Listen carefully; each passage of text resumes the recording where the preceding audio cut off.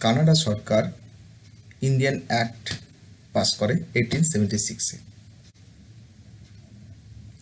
আমাদের বিষয় হচ্ছে ইনফরমেশন টেকনোলজি অ্যাক্ট, যা জানা প্রত্যেক মানুষের অবশ্যই কর্তব্য। কারণ আজকে আমরা কম বেশি সবাই কিন্তু টেকনোলজি ব্যবহার করি, টেকনোলজির উপর নির্ভরশীল। জেনে বুঝে বা কখনো অজান্তেই আমরা অনেক কিছু ভুল করে ফেলি, যা সাইবার ক্রাইমের আওতায় চলে আসে। আমার মূল বিচার্য বিষয় হচ্ছে আজকে সেকশন 66 অ্যান্ড সেকশন 67 সম্পর্কে। এই ব্যাপারটা যারা কম্পিউটার নিয়ে পড়াশোনা করছো তাদের তো অবশ্যই জানা দরকার, এবং সাধারণ মানুষদেরও জানা অবশ্যই দরকার। হঠাৎ করে এই ইনফরমেশন টেকনোলজি আইনের প্রয়োজন হলো কেন?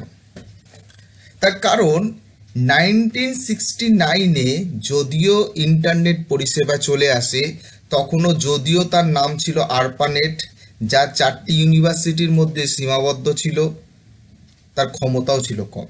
কিন্তু 1989 সালে 1989-এ টিম বার্নার্স-লি, এই ভদ্রলোক একজন সায়েন্টিস্ট, কম্পিউটার সায়েন্টিস্ট, যিনি এই 1991 সাল থেকে ইন্টারনেট ব্যবস্থাকে এক যুগান্তরকারী পরিবর্তন ঘটিয়ে ফেলে, অর্থাৎ যে কেউ অ্যাক্সেস করতে পারে এরকম ব্যবস্থা করে যান। অর্থাৎ টিম বার্নার্স-লি হচ্ছে ডাব্লিউডাব্লিউ স্রষ্টা, এবং HTML hyper text markup language বলে একটি ল্যাঙ্গুয়েজ হয়, তারও স্রষ্টা হচ্ছে তিনি। আজকে কম বেশি প্রত্যেকে আমরা টেকনোলজির উপর নির্ভরশীল। এই গ্যাজেটগুলো তো আমরা ব্যবহার করি। এছাড়া সার্ভার এখন আমাদের দরকার, কারণ আমরা এই যে ফেসবুক করছি বা বিভিন্ন ডেটাবেস নিয়ে কাজ করছি, সেগুলো তথ্যগুলো কিন্তু কোনো না কোনো সার্ভারে স্টোর হচ্ছে। আজকে আমরা ব্যাংকে না গিয়েও কিন্তু ব্যাংকিং কাজকর্ম করতে পারি অনলাইন ব্যাংকিংয়ের মারফত। এছাড়া জিনিসপত্র কেনা বেচা সমস্ত কিছু কিন্তু এখন অনলাইন বা ই-কমার্স মারফত হচ্ছে। বর্তমানে কিছু আমরা সার্চ করতে গেলে বা কিছু জানতে গেলে গুগলের মতো একাধিক যেসব সার্চ ইঞ্জিন আছে তাদের উপর নির্ভরশীল হয়ে পড়েছে। তাহলে এই যে ইনফরমেশনের জন্য আজ আমাকে ব্যাংকে যেতে হচ্ছে না, আমি বাড়িতে বসে পাচ্ছি। এরকম যাবতীয় ইনফরমেশন কিসের উপর নির্ভর করে গড়ে উঠেছে? টেকনোলজির উপর। এত অবধি ঠিক ছিল, কিন্তু যেই টেকনোলজি এলো সঙ্গে সঙ্গে কিন্তু চুরি করার ব্যাপারটা চলে এলো। একটা সময় ছিল যখন ব্যাংকে ডাকাতি হতো, মুখে কাপড় বাঁধা কিছু মানুষজন আসতো, তারা দুম দুম দুম করে বন্দুক ফায়ার করতো এবং তারপর টাকা লুট করত। এখন কিন্তু এটা নেই। এখন কিন্তু ঘরে বসে চুপচাপ আস্তে আস্তে টাকা চুরি করছে। কারা চুরি করছে? এই সব হ্যাকাররা। আজকে আমার বিষয় হচ্ছে এই হ্যাকাররা টাকা চুরি করছে, বা আমরা জানে অজানে যদি কিছু কারোর ডেটা আপলোড করে ফেলছি, ডাউনলোড করে ফেলছি, কি অপরাধ এগুলো? আমরা যদি কোনো পর্নোগ্রাফি সাইট দেখি, সেটা কি আমাদের অপরাধ? সেটাও আমরা জানবো, সেটাও আইটি অ্যাক্টে বলা আছে। ইনফরমেশন টেকনোলজি অ্যাক্ট 2000 সাইন হয়েছিল 9th মে 2000। এটা কিন্তু প্রত্যেকের জানা অবশ্যই কর্তব্য, বিশেষ করে যাদের ইনফরমেশন টেকনোলজি সাবজেক্ট হিসাবে রয়েছে। এরপর ইনঅ্যাক্টেড অ্যান্ড অ্যাসেন্টেড। ইনঅ্যাক্টেড অর্থাৎ কিনা প্রণয়ন এবং রাজি হয় যে এই ব্যাপারটা চলুক, সেটা হচ্ছে 9th জুন 2000। এরপর আসে অবশেষে 17th অক্টোবর। এই 17th অক্টোবর 2000 কিন্তু প্রথম এফেক্ট পাই আমরা ইনফরমেশন টেকনোলজি, অর্থাৎ আমরা বলতেই পারি 7th অক্টোবর 2000 থেকে আইটি অ্যাক্ট এফেক্টেড হয়। এবার আমরা দেখব যে এই ইনফরমেশন টেকনোলজিতে কতগুলো চ্যাপ্টার রয়েছে। 1 to 13 সেকশন দেখাচ্ছে, 1 to 19, যদিও আরও 4টে ইনঅ্যাক্টিভ সেকশন রয়েছে, অর্থাৎ 91, 92, 93, 94 এইগুলো ইনঅ্যাক্টিভ থাকলেও এখন এরা কিন্তু সেকশন আছে। এবং শিডিউল শুধু 1 and 2 নয়, এছাড়া রয়েছে 3 এবং 4। এবার আমরা আসব সেকশন 66। সেকশন 66 এই ছবিটা দেখেই বুঝতে পারছি যে অবশ্যই কি হ্যাকার নিয়ে কিছু হবে। অর্থাৎ যদি কেউ হ্যাকিং করে, কারোর ডেটা হ্যাক করে, তাহলে তার কি শাস্তি হতে পারে? যে শাস্তিটা হতে পারে সেটা হচ্ছে সর্বোচ্চ 3 বছর জেল, অথবা কি হতে পারে 5 লাখ টাকা পর্যন্ত জরিমানা, এবং প্রয়োজনে এই দুটোই কিন্তু হতে পারে। অর্থাৎ হ্যাক করলে এই শাস্তি আমাকে পেতে হতে পারে, যদিও এথিক্যাল হ্যাকার রয়েছে যা কিন্তু আইনসঙ্গত। নেক্সট আসছি সেকশন 66 এর এ। এখানে যা কিছু বলেছে সব বলেছে মেসেজ নিয়ে গোলমাল।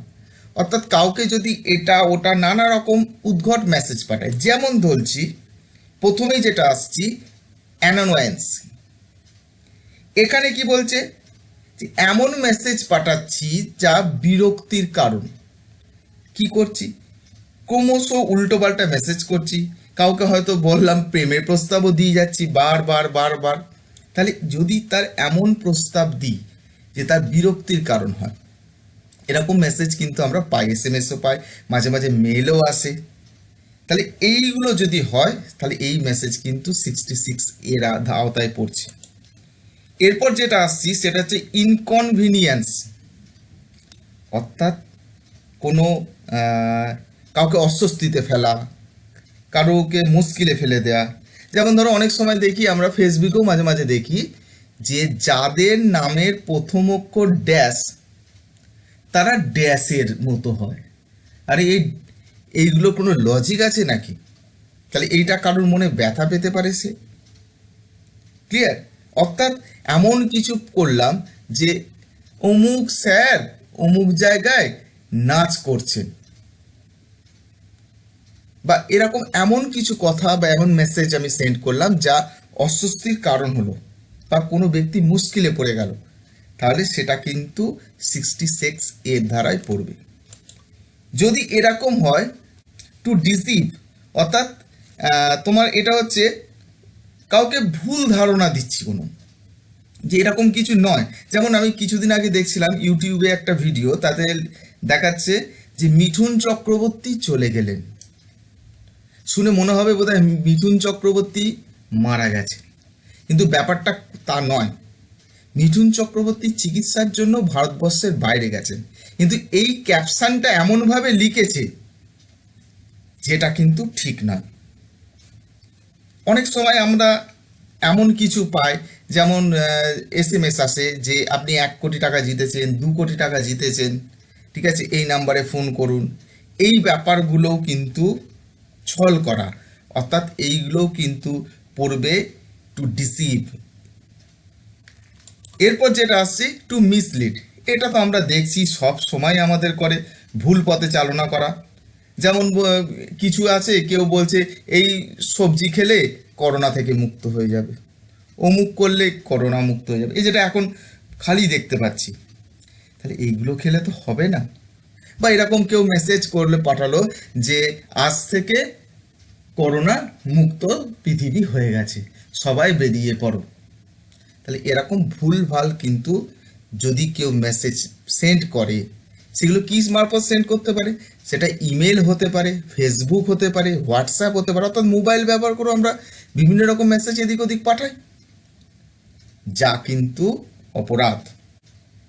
কিন্তু একটা কথা তার আগে জেনে নিই, এটা কিন্তু ইনভ্যালিড হয়ে গেছে, অর্থাৎ 66 এ ধারা টোটালি ইনভ্যালিড। কোথা থেকে? 24 মার্চ 2015। এতে আনন্দ পাওয়ার কিছু নেই বা দুঃখ পাওয়ারও কিছু নেই। আমি এটাকে বলি 66 ধারাকে সুপ্ত আগ্নেয়গিরি। অর্থাৎ আগ্নেয়গিরি নেই, কিন্তু যে কোনো সময় জেগে উঠতে পারে। তার প্রমাণ আছে। কি আমার কথায় কনফিউজড হয়ে গেলে? প্রমাণ আছে। কি প্রমাণ? মার্চ যদি 2017 দেখি, ইউপি চিফ মিনিস্টার হচ্ছেন আদিত্যনাথ যোগী। ফেসবুকে রাহাত খান বলে একজন ব্যক্তি পোস্ট করে যে যোগী হ্যায় ইয়া ভোগী হ্যায়। 2015 বলছি এটা ইনঅ্যাক্টিভ হয়ে গেছে, কিন্তু 2017 একজন পোস্ট করে যোগী হ্যায় ইয়া ভোগী হ্যায়, রাহাত খান। তিনি কিন্তু এই 66A ধারা অনুযায়ী তাকে সাজা পেতে হয়। ঠিক তার পরের বছর 2018 যেটা ঘটে গুজরাটে, কি শামসেদ পাঠান নামে একজন দাবি করে যে 186 জন গভর্নমেন্ট এমপ্লয়ি ডিসচার্জ হয়েছেন রেপ কেসের সাথে যুক্ত থাকার জন্য, যা ছিল সম্পূর্ণ মিথ্যা কথা। তাহলে এই যে হ্যারাসমেন্ট, এটা সেকশন 66A ধারায় অ্যারেস্টেড হয়েছিলেন এই শামসেদ পাঠান। তাহলে প্রয়োজনে কিন্তু 66A ধারা মাঝে মাঝেই প্রয়োগ হচ্ছে, আমরা দেখতে পাচ্ছি। কি শাস্তি হতে পারে বা কি শাস্তি হয় বা হয়েছিল? 3 বছরের জেল এবং তার সাথে ফাইন। নেক্সট আসছি সেকশন 66 বি, ভীষণ ইম্পর্টেন্ট। কি ব্যাপার এখানে বলছে যে কম্পিউটারের যে রিসোর্স আছে সেগুলো চুরি করা যাবে না। অর্থাৎ কারোর ডেটা চুরি করছি বা কারোর মোবাইলটাই চুরি করে নিলাম, সেগুলো সমস্ত কিন্তু পড়বে সেকশন 66 বি। অর্থাৎ তার অজান্তে আমরা কি করছি, কম্পিউটারের বা বিভিন্ন রকম ইনফরমেশন কি করছি, চুরি করছি। সেই হ্যাকেরই ব্যাপার। কি হচ্ছে তাহলে? Punishment for ডিসঅনেস্টলি receiving stolen computer resource or communication device. কি শাস্তি হতে পারে? সর্বোচ্চ 3 বছরের পর্যন্ত জেল এবং 1 লাখ টাকা জরিমানা, অথবা দুটোই হতে পারে। এরপর আসছি সেকশন 66 সি ধারা।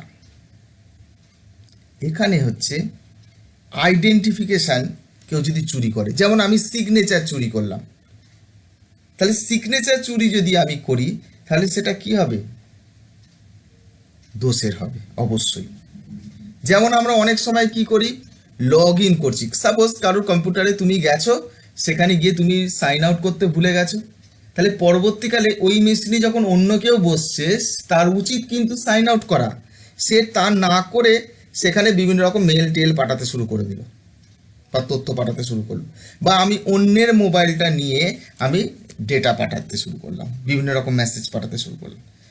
অর্থাৎ আমি লগ ইন করছি বা আমি ডেবিট কার্ড বা ক্রেডিট কার্ডের পাসওয়ার্ড প্রয়োগ করছি, এগুলো করছি মানে এগুলো আমিই করছি, কিন্তু আমার বদলে যদি অন্য কেউ করে তাহলে সেটা সেকশন 66 বাই সি ধারা অনুযায়ী 3 বছর পর্যন্ত জেল এবং সর্বোচ্চ 1 লাখ টাকা পর্যন্ত জরিমানা হতে পারে। আর একটা ক্রেডিট কার্ড ফ্রড, অর্থাৎ ক্রেডিট কার্ডের নাম নিয়ে, অর্থাৎ ব্যাংকের থেকে ব্যাংক ফোন করছে, এইভাবে অন্য কোনো সংস্থা ফোন করে তার নাম্বার নিয়ে নেওয়া, বা আপনার ক্রেডিট কার্ডটা নষ্ট হয়ে যাচ্ছে, আপনি তাড়াতাড়ি এই নাম্বার ওখানে ফোন করুন বা এই লিঙ্কে ক্লিক করুন বলে ক্রেডিট তথ্য চুরি করছে। এগুলো সমস্তই কিন্তু 66 সি, 66 ডি এবং 43 এগুলোর মধ্যে পড়ছে। এর মধ্যে একটু 43টাকে কেমন যেন আনকমন লাগছে। 43টা আর কিছুই নয়, 43 হচ্ছে এমন কেউ সংস্থা রয়েছে যারা এমন কিছু ভাইরাস বা এমন কিছু কুকিজ ছেড়ে দেয় যা সেই ডিভাইসে অবস্থিত ব্যাংক সংক্রান্ত তথ্য হাতিয়ে নেয়। যদি আমার ব্যাংকের অ্যাকাউন্ট লিঙ্ক করা থাকে কোনো মোবাইলের মারফত, কোনো ইউপিআই মারফত, তাহলে সেখান থেকে সে কি করবে, তথ্য চুরি করবে। তাহলে এই কার্ড সংক্রান্ত ফ্রডগুলো হচ্ছে 66, 66-এর সি, 66-এর ডি, 43। এটা প্রশ্নে আসে যে এরকম কতগুলো ধারা দিয়ে পুরো বলে যে ক্রেডিট কার্ড ফ্রড কি এটার মধ্যে পড়ে, তখন তার উত্তর হবে ইয়েস। আপ টু 3 বছর পর্যন্ত জেল এবং 1 লাখ টাকা পর্যন্ত জরিমানা আমার হতে পারে। নেক্সট আসছি সেকশন 66-এর ডি ধারা। সেকশন 66-এর ডি ধারা কি বলছে, cheating by personation by using any communication devices. অর্থাৎ এখানে আইডেন্টিটি ক্রাইসিসের গল্প চলে এলো। কি, আমরা মুখোশের আড়ালে থেকে, অর্থাৎ আমি বলছি এক ব্যক্তি, আসলে আমি কিন্তু সেই ব্যক্তি নয়, এইভাবে যদি আমি কাউকে চিটিং করি, তখন কিন্তু আমি এই 66-এর ডি ধারায় পড়ব। যেমন অনেকে দেখেছি যে ফেসবুকে ব্যবহার করে অন্য ছবি, অর্থাৎ নিজের ছবি না লাগিয়ে অন্য একজন ব্যক্তির ছবি লাগিয়ে সেখানে ফেসবুকে নানা রকম আজে বাজে পোস্ট করে দিল। তাহলে কিন্তু সে সেকশন 66-এর ডি ধারা অনুযায়ী সে দোষী সাব্যস্ত হবে এবং তাকে সর্বোচ্চ 3 বছর পর্যন্ত কারাদণ্ড এবং 1 লাখ টাকা পর্যন্ত জরিমানা হতে পারে তার। ক্লিয়ার? এই ব্যাপারটা কিন্তু খেয়াল রাখতে হবে। সেকশন 66-এর ই ধারা, আমি কাউকে কিছু না বলে তার ছবি তুলছি, শুধু ছবি না, তার প্রাইভেট পার্টের ছবি তুলছি এবং তাকে না জানিয়ে সেটা আমি কি করছি, শেয়ার করছি, আমি পাবলিশ করে দিচ্ছি। সেক্ষেত্রে কিন্তু 66 ধারা অনুযায়ী ভায়োলেশন অফ প্রাইভেসি অনুযায়ী অপরাধে এক্সটেন্ড হবে 3 বছর পর্যন্ত কারাদণ্ড হতে পারে সর্বোচ্চ এবং 2 লাখ টাকা পর্যন্ত জরিমানা হতে পারে। ক্লিয়ার? নেক্সট আসছি 66-এর এফ ধারা। 66-এর এফ ধারা কি বলছে, এটা মূলত সাইবার টেরোরিজম। অর্থাৎ যদি কোনো এমন কেউ হ্যাক করলো, কোনো ডিফেন্সের সিক্রেট জেনে নিল, অর্থাৎ গভর্নমেন্টের ক্ষতি হলো, দেশের ক্ষতি হলো, অর্থাৎ যে কোনোভাবে কি ক্ষতি করছে, অর্থাৎ সে টেকনোলজিকে ব্যবহার করে কোথায় বোম বাঁধবো, কত কোন জায়গাটা উড়িয়ে দেবো, কোথায় কি আছে, এই সমস্ত ব্যাপার যখন সে জানছে বা এক্সিকিউট করছে, তখন সে সাইবার টেরোরিজমের আন্ডারে পড়ছে এবং সেটা হচ্ছে সেকশন 66-এর এফ। সারা জীবনের জন্য, অর্থাৎ আজীবন পর্যন্ত কি হতে পারে, তাতে জেল হতে পারে। তাই প্রত্যেককে অনুরোধ, যদি কোনো লিঙ্ক পান, হঠাৎ করে একটা লিঙ্ক দিয়ে দিল, বিশেষ করে এগুলো SMS-এ আসে, তাহলে কিন্তু সেসব লিঙ্কে ক্লিক করবেন না। 1 টাকায় পেন ড্রাইভ পাওয়া যায় না। মাঝে মাঝে আসে লিঙ্ক যে 1 টাকায় পেন ড্রাইভ পাওয়া যাচ্ছে, এগুলো একটু খেয়াল রাখবেন। নেক্সট আসছি 67-এর এ এবং 67-এর বি। এটা মূলত সাইবার পর্নোগ্রাফি, অর্থাৎ পর্নোগ্রাফি যে আমরা দেখি বিভিন্ন ইন্টারনেটের মারফত, সেগুলো দেখাটা কতটা অপরাধ, এবং যদি পর্নোগ্রাফি কেউ তৈরি করে সেটাও কতটা অপরাধ, কেউ যদি শেয়ার করে সেটাও কতটা অপরাধ। যেমন সেকশন 67, আমি কোনো মিডিয়া মারফত, আমি কোনো ইমেল মারফত হতে পারে, সেটা হোয়াটসঅ্যাপ হতে পারে, ফেসবুক হতে পারে, এইগুলো ব্যবহার করে যদি কোনো ছবি বা ইমেজ, আমি যদি তাদের প্রাইভেট পার্টের ছবি, ইমেজ বা তাদের পর্নোগ্রাফি কোনো যদি আমি সেন্ড করি, মেসেজ করি, তাহলে কি হতে পারে, সর্বোচ্চ 3 বছর পর্যন্ত জেল এবং 5 লাখ টাকা পর্যন্ত আমার জরিমানা হতে পারে। সেকশন 67-এর এ মোস্ট ইম্পর্টেন্ট, আমি চাইলেই কোনো পর্নোগ্রাফি শেয়ার করতে পারবো না, আপলোড করতে পারবো না এবং ডাউনলোডও করতে পারবো না। এটা কিন্তু অপরাধ। অর্থাৎ আমি এমন কিছু মেটেরিয়ালস সেন্ড করতে পারবো না যা সেক্সুয়ালি মেটেরিয়াল সমৃদ্ধ। ক্লিয়ার?